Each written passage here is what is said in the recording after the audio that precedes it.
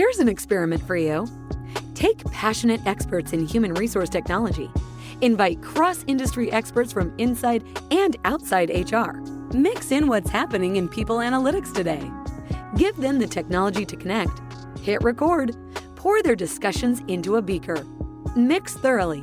And voila, you get the HR Data Labs podcast, where we explore the impact of data and analytics to your business. We may get passionate and even irreverent, but count on each episode challenging and enhancing your understanding of the way people data can be used to solve real-world problems. Now, here's your host, David Turetsky.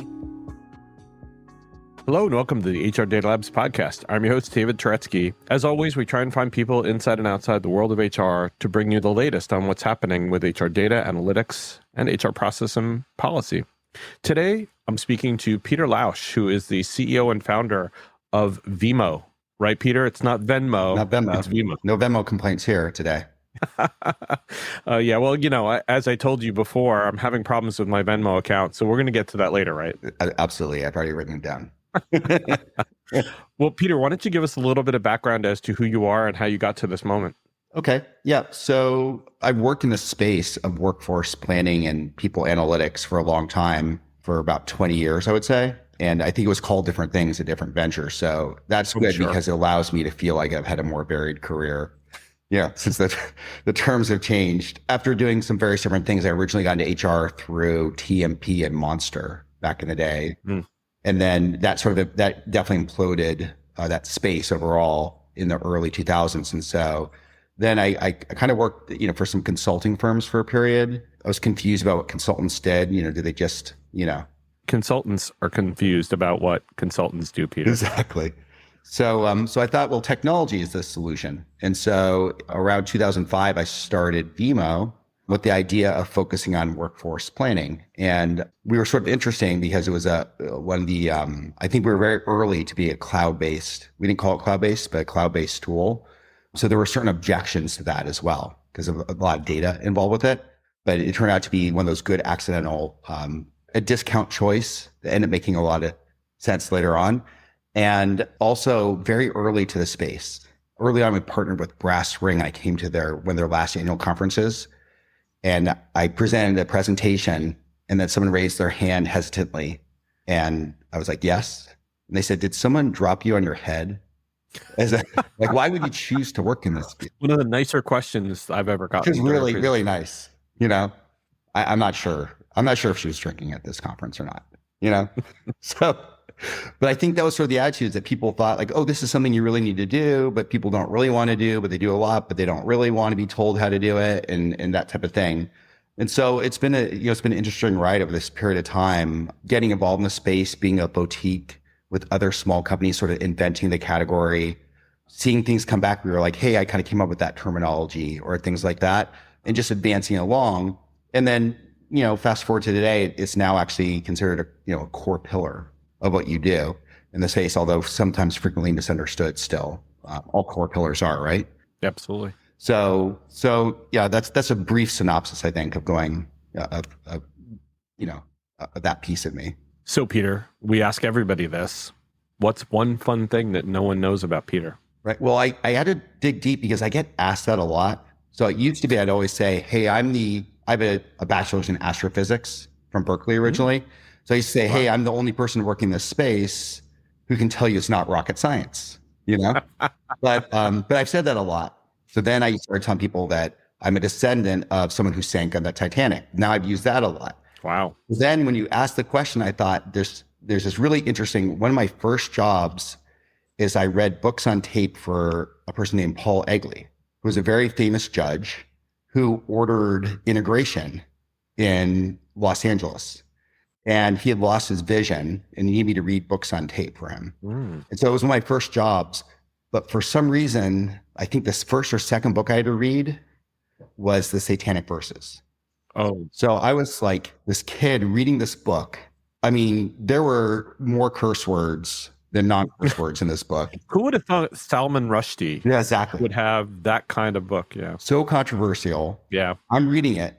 My little brothers were running to my parents. Mom, Dad, Peter's swearing in his room. It's okay. It's his job. He's earning money. It's okay. He's working for a very important person. It's his job. Right. So, I mean, you meet some pretty interesting people along the way if you commit yourself to doing interesting things, I think. That is an awesome one. That's one of the more unique ones I think we've gotten, but that's a good one. Yeah, thanks. So today our topic is one that we love to talk about in the world of HR Data Labs, and that's talking about how AI, ML, predictive analytics actually work in the world of HR. And what we're going to talk about today is the 80-20 rule and how organizations can use AI, ML, and predictive analytics to solve 80% of the planning effort and allowing HR practitioners to focus on the 20%, which is the thing that really involves or really requires their time and investment. Right.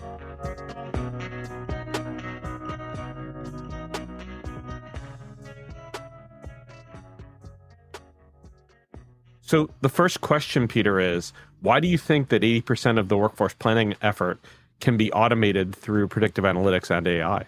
Get ready to turn up the volume on your HR game. I'm Jay Arnold, former musician turned HR leader and host of Backstage Pass, the HR Rockstar. Each episode pulls back the curtain on key HR topics, from leadership lessons and bold career pivots to the latest in HR tech and talent strategies, featuring the rock stars within their industries. If you're ready to shake up the status quo and amplify your impact, this is your all-access pass. You can catch the show on the Work-Defined Podcast Network and wherever you listen to podcasts. Subscribe now, and let's rock the future of work together. Well, I think to back up just a slight bit on it first and answer something interesting is I think there's a lot of hand-wringing consternation about AI right now. Of course. And there's people who are spending 2 times as much time at work than they used to spend just extolling the virtue of ChatGPT. It's just like, sorry, ChatGPT it's doubled your workload. Sorry. Or vilifying it. Right. Or vilifying it. Right. Yeah. But it's something that's kind of been around for a while and developing it. It didn't just like, if you read that, you would have thought that it was like something that landed on Earth and just like an alien invasion that took root and suddenly everything changed. And I think it's been happening for a while. And so I think what it happens is in planning, and this is something that I realized along the way, is that people at one point, I think, maybe 2012, 13, 14, around that, who knows, around that time frame, I decided I'm going to look across every customer we have. And I want to see, has anyone ever planned a reduction plus 2 years in the future, right? No one. No one. Not one single thought that any change in investment down, a lot in the near term, tons in the current quarter, current year, all that kind of stuff, but complete dissipates. But there was always like these best case scenarios, the future of this is the talent we kind of need. And I think what happens is that people, they look at each sort of line item, which is kind of too granular sometimes, and they just sort of apply these sort of sunny day scenarios across the board. They put in their constraints they're forced to by sort of other forces in the company, like finance, economics, et cetera, whatever it is. But then they sort of overestimate always. And I think this is one of the problems people have in general, right? They overestimate in terms of planning for retirement. They don't factor in all those different things. Well, some ways, Peter, they don't want to because it's difficult and because it's bad. Right. Exactly. It's really bad. Yeah. And it's hard. And it's like really hard if you're the person whose staff ends up going down. Right. No one wants to be a cost center, right? Everybody wants to be a profit center. Every company, they dress up their cost centers like, oh yeah, this is how we're creating external value. It's like, sorry, you're actually managing cost in this area. Yeah. So I think what it is that I developed this sort of frustration where I thought he was the guy who allowed people to easily plan 4% too high, or something like that. You're like, what's the benefit? It's like, hey, you were really struggling to plan 4% too high earlier in your more like finance-led budget process. Now we have a really cool HR process, does all sorts of this, that, the other, predictive things. And now it's more fun and easier to do the same thing over here, right? So the idea of the 80-20 rule is that, only a certain part of your organization is really shifting at any given time. If you're changing your whole organization, you're in chaos, you're falling apart. or you're growing so fast it kind of doesn't matter, right? You're just going to kind of see where it all lands. But for most companies, there's a lot of very steady behaviors. And I like to start thinking about like this sort of this anthropological concept that organizations are like cultures, and that when you get to be a big enough company, typically you have all these processes you put in place. Like you're only allowed to open up a rec at this time. You need 7 levels of approval for this, but 3 here. You sort of think about like, what business are you in? You think about like what the financial constraints are, and you end up being very predictable in a lot of your behaviors. And you have a risk though also that you're going to sweep in the really important stuff in these sort of bureaucratic predictable behaviors as well. So if you could actually create a picture for an organization that says, this is your most, organizationally, behaviorally, trend-wise, with the market forces on your company, these are the most likely future data that will describe what your organization will look like, next month, quarter away, year away, a couple years away, et cetera. You then get a picture of the most likely scenario. It's not the correct. It's like this is what we will do. But then you don't necessarily get the picture of like, what should we do? So then you can kind of think, and people are much better at editing, right? It's like easier if you and I work together and I'm like maybe trying to write a book and if I call you up and say, hey, let's talk about our book and build it together, pretty hard. If I say, hey, here's chapter 1, read it, do your edits, tell me how this sucks, or whatever, how it's really good or something like that. It's easier to do. So I think the concept is if you show this is your most likely scenario, now evaluate it using sort of these strategic criteria, you'll quickly decide, yeah, this is pretty good. I don't need to spend a lot of time thinking about this. This is the most likely. I'm not going to waste my time on this 80%. But this 20%, this is the talent we're trying to create the most value with. So let's not do what we would do. Let's not do business as usual. Let's move it from there. But Peter, we're living in a more complex world right now with things like remote work as well as the economy and regulation. Right. And don't you think that 20 kind of is a little vacillating? Doesn't it grow and shrink depending upon the time? I know what you're talking about, 80-20, meaning that you're trying to solve for a lot of things by using data and trends to be able to figure out a lot of the hard stuff.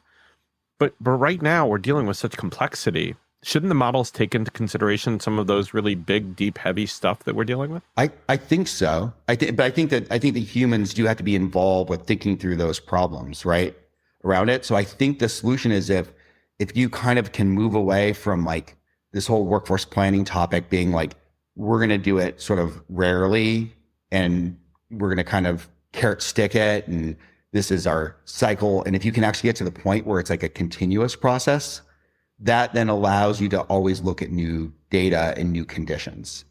I think we started like the joke, sort of like in 2020, like, we picked the wrong time to be in the predictive analytics business or the workforce planning business.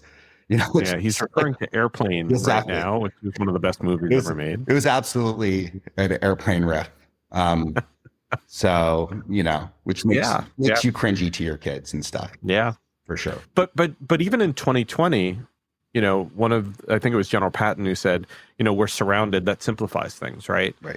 In 2020, I think this may be your point, and I'm trying to interpret for myself as well as the audience. So many things were figured out for us because it became so complex, right. Because the world became so complex and we were all working at home and we were dealing with economic cycles that this economy has never dealt with before. And we were getting unprecedented support from the government that it really did harm us, but it also basically supported us as well at the same time. Right. So we were getting, one angle was horrific and the other angle was, oh, wow, we may actually survive this and come through, but we won't be the same again. Right. Well, yeah, I guess, take into conclusion, like, things get pretty simple during a zombie apocalypse. Exactly, right? What's the number one rule of the zombie apocalypse, right? Right. From Zombieland. Well, I definitely hear what you're saying, because I think there is this concept in the marketplace in 2023 of vast uncertainty, right? And it's pretty hyped about the vast uncertainty. There is one of the beauties of being in the workforce planning business is that, does give you a little bit of right to be wrong, right? Because not 2024 or 2025 yet. Right. But I think that what I'm seeing is there's this gap between sort of this media perspective, uncertainty and rates and things like that, and how organizations are behaving. And I think one of the issues is that you can continually, if you get data every week or something like that, Right. you can continually reflect on how an organization is behaving and changing, and you can capture those trends more quickly. Mhm. And so and what it does is and I think also it's like, you don't want to plan all the time either, right? It's like, you don't want to be an organization that never does and only plans, right?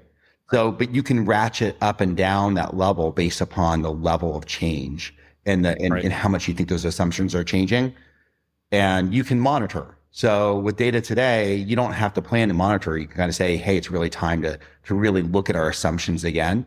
So I hear you, David, that there's a lot of sort of uncertainties and that you can't apply. But I still believe that there's a large chunk that you can say, we don't need to think about this part as much. And I think that lensing in a time of uncertainty, the ability to lens and make a 20%, Sure. even if it's the wrong decision, right? It's not like you're all rowing the boat in the wrong direction. You might be a couple degrees apart and you might not do it as efficiently, but you are sort of rowing sort of in the right direction. Like what you hear so far? Make sure you never miss a show by clicking subscribe. This podcast is made possible by Salary.com. Now, back to the show. So I guess that gets us to the second point, which is, what should HR practitioners and business leaders do differently once they actually get the ability to automate the 80%? What I think should be done differently in this practice, and I think some people would agree or disagree with this, is I think that a lot of times we'll invent things in the human resource field that we kind of want to hold on to. And we want it to be like an HR only activity. And in an area that involves like people's budgets and effectiveness at work, if you try to like really hold it tightly in HR, then it's not the business plan, right? The business is not involved. So I know one organization that says we've approached the fail forward, which sounds kind of goofy, but I think it's an excellent strategy, which is people don't fail forward in workforce planning. They want to perfect it in the HR shop. Invariably, there's someone who suggests, hey, let's pilot this in HR, which is like, no one's going to actually care, right? It's very valuable for you. Yeah, you should do it. And you don't want to be accused of being like cobbler shoes type of scenario. But I think really one thing they can do is embrace the data, and they can also not have to feel like it has to be right. Right. I think it's one of those things where people determine that between people analytics, like someone owns it.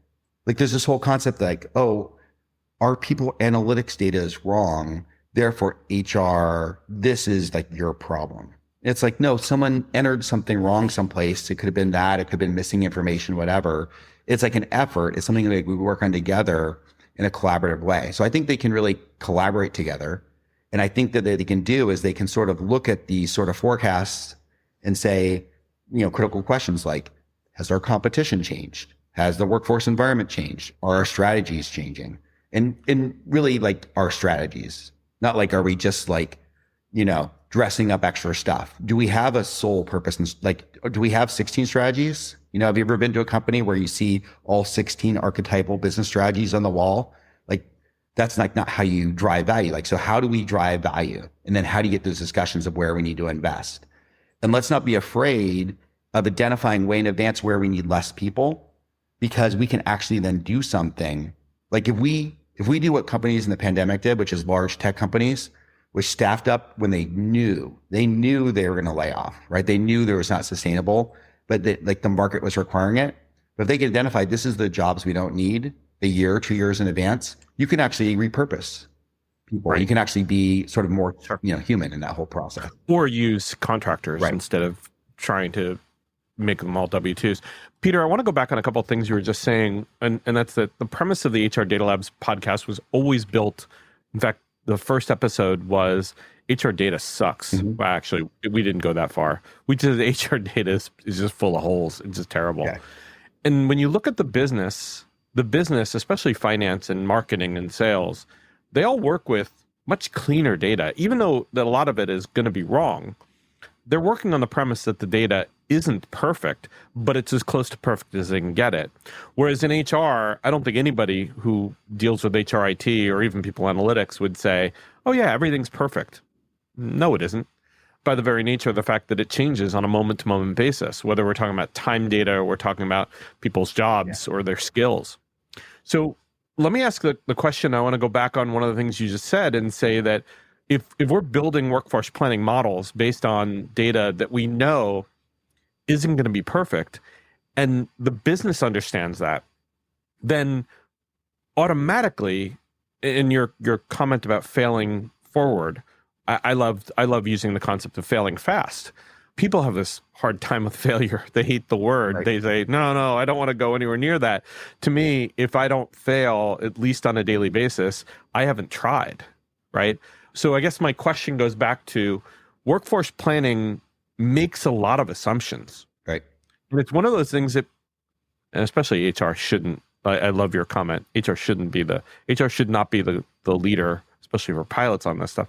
But managers get, especially for workforce planning, that this is a hypothesis, right? I mean, that this is gonna probably fail. It's not gonna be perfect because we can't predict the future. Just like you said, in 2020, when we were looking at staffing models, especially for large tech companies, they didn't know what was going to happen next week, much less next year.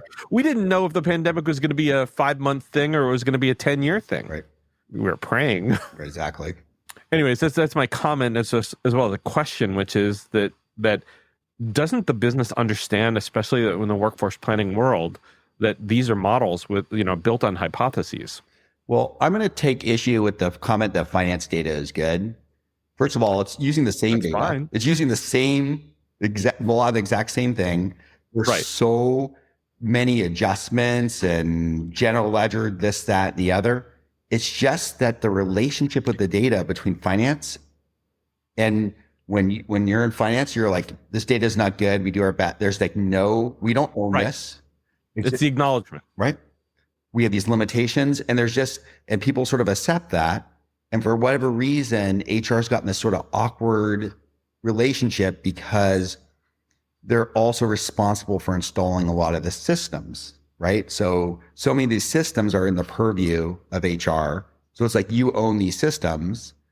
And then a lot of the systems, even the best design systems, don't, how do you take into account some of this human behavior that goes into, doing this, that, and the other?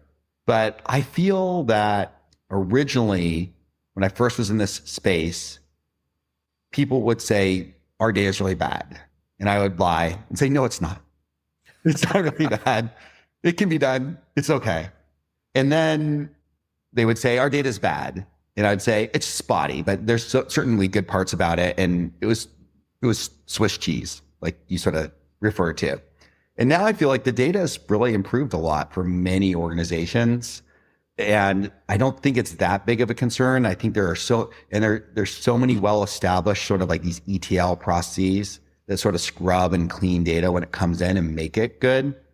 And so I think in some of the core areas necessary for planning, it's pretty strong. I think when you go to the next level of skills and things like that, then you have some real questions there. Job titles, job descriptions, they're all crap, right? Because no one audits them. No one regularly looks at them. The one thing I will say back to the comment about the finance data is there are gap rules around being able to correct things. Right. In HR, we don't have those rules. Right. The only time HR data sees the light of day that the SEC gives a crap about is when there are things that we need to submit as a public company that go alongside our financials or our disclosures. Right. So public disclosure of our data opens up this window, whereas finance lives in that world. Now, onto the latter the thing you were just talking about. The acceptance of HR data as being imperfect allows you that license to do what you just talked about. Right. Is to give that freedom to say it's good enough. Right. And I totally agree with you there. But except for the last point, which is on skills and job descriptions. Well, I want to mention one thing real quick just to jump in. What you said made me think of something, which is I've observed this pattern where the more important a job is, the more likely you're to call it one thing. And the less important the job is, the more likely you're to call it many things. So you'll sometimes look at this problem of perspective, but you might overlump important jobs because you want that freedom with certain kinds of developers to kind of hire different things and have different criteria. But the more likely you are to really describe it well when it's a very important to your organization. And when you don't really care, it's kind of like anything else, right? Like you're having people for dinner, you're really going to set the table, you're going to cook, you're not going to have like whatever piece falling off the edge of the plate, Sure. So the other thing is that people have multiple structures that describe the same thing. Sure. A lot of them have fantastic org structures that really do a nice job of describing the work. It's just the jobs that for whatever reason, because they're used by comp or for other things thing. So there's a lot there. You can kind of get at it, I think, for a while. I'm a little bit less dubious, I think, than you of some of it, but I do know that there is sloppiness. And that's okay. And I think your perspective is valid because one of the things I do every day is I live in the world of the HR data. I'm always auditing job descriptions and job titles and job structure. So I live that every day. In the world of workforce planning, it's not even as much about the job title, about the job content, as it is as much about how the organization is planning around it, right?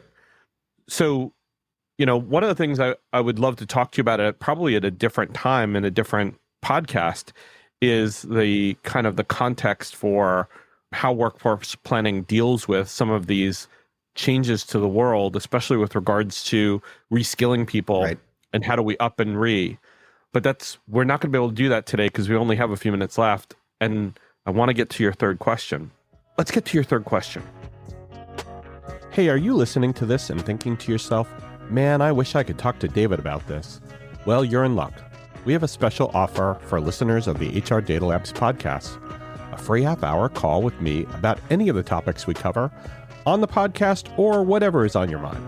Go to salary.com/HRDL consulting to schedule your free 30-minute call today. So what is on the horizon for workforce planning and people analytics? Well, I kind of tricked you here, David, because I was going to actually mention something about skills. Awesome. And job descriptions, but I don't think I can fully do it justice. But I think right now, this is definitely the area where there's no standard for what a job description is, right? There's no standard between a technical skill, a soft skill, a common skill, an activity, in all this different type of area. And everybody's really interested in skills. And one company will say we have 40 and one will say we have 200,000. Right. And one company will say we have people with 1,000 skills. And I say, give me their number. I need a handyman. Right. And then someone else was like, these people, they have one skill, that skill is their role, et cetera. So I think there's been a lot of I think the workforce planning realm, a lot of it focuses on job disciplines, job roles, maybe some sort of subdomain or sub-role in some sort of standardized level, which there's been a lot of strides made. And I think that's often the information required to decide, wow, we have a real imbalance in the future of having this really, highly tenured, too high a level of job roles and not enough people bringing in, and we need to do something. Workforce planning deals with those kind of concepts. Right. But I think that there in the coming years, if there can be some concepts around standardization and using these same type of tools to start to define descriptions and skills in a way that are portable, you can actually see, I think that's like the current Wild West that has some emerging promise in it. And I think that you're getting helped tremendously by the world of pay transparency. Right. Because transparency generates the need for people to understand what they do today and where could they go. So career frameworks, which include function and level, are not their nascency. They've been around for a very long time, but they're now being utilized by companies to be able to show people, what do you do today? What's the pay opportunity for what you do today? And then where can you take that, even in a more non-traditional way, where you can give them possibilities that are beyond where they see today, beyond the current function and family that they're in. Right. I think pay manager is a huge thing. I mean, it's so naturally anyone should be a fan of it in a way, if they're sort of like thinking about like equity among people, right? But Sure. I think it is really helpful for this whole data collection. And I love what you were talking about the concept of the job description and skills needing to have much more normalcy, needing to have more standardization. I think that'll come when people start worrying about what do I need to disclose? How do I disclose it? We're going to start to develop some best practices around that, which kind of are all over the place, whether you're in recruiting and you need a recruiting job description. How do I enumerate skills in a job description versus what is compensation and HR need for whether it's compensation management, whether it's job evaluation, or whether it's, just being able to communicate what the heck does this job really do? Right. When you read these jobs, right? Can anyone do them? Some of these jobs that are out there, you're like, wow, all that for an intern? I mean, I think they're racing to how many tasks can I put on 3 pages of paper to print this out when someone's interviewing. I don't know. I don't know why they do it. I don't know why. Yeah. I think it's because they don't understand the difference between required duties and tasks. Right. But again, that could actually be an entire podcast. Peter, anything else before we close for today?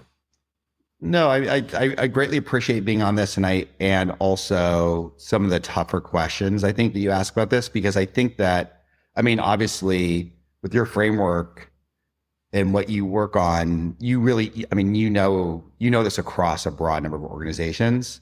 And so I think it's easy, it's easy to be the Pied Piper and all this, there's a lot of that in workforce planning, right? Where it's just like, like sometimes some of these conferences, you're like, no, it's not that fancy. It's hard data work, right? But it's like, but you can make progress on it. And if you commit to the hard data work, you really will have like a lot of success, and I appreciate that perspective a lot. One of the things I love about workforce planning, which I don't think people appreciate, is that if you think about it, it's not really an HR thing. It's really something that management and leadership and executives rely on, right? So it's beyond HR. And it really does have that connective tissue to the operations, finance, and HR that enable us to really kind of show and shine. But it's also one of those things that you're kind of never sure who really owns it. Right. Or again, that could be... Or when it's done, right? Or when it's done, right? Is it a quarterly planning exercise? Yeah. Is it a yearly? Do we do it for budget season? Right. Well, I think it's kind of like similar to like when it's going well, it could actually get boring, and that's a good thing. It's kind of like if an application is working really well and someone QAs it for like several weeks and finds nothing, then they think, oh, I wasted my time. Like, no, actually, it's actually running really well. It's like, it's fantastic, right? Right. So good. Such a good job working through all the stuff. But I think when it starts running smoothly, it's a cycle. I think the virtue of successful things end up being less exciting. And they do have to be reinvigorated with like neat concepts and things like that and forward-looking concepts. Well, we're living in a world where tomorrow something else is going to happen. Exactly. And it's going to throw everything into a tailspin. Exactly.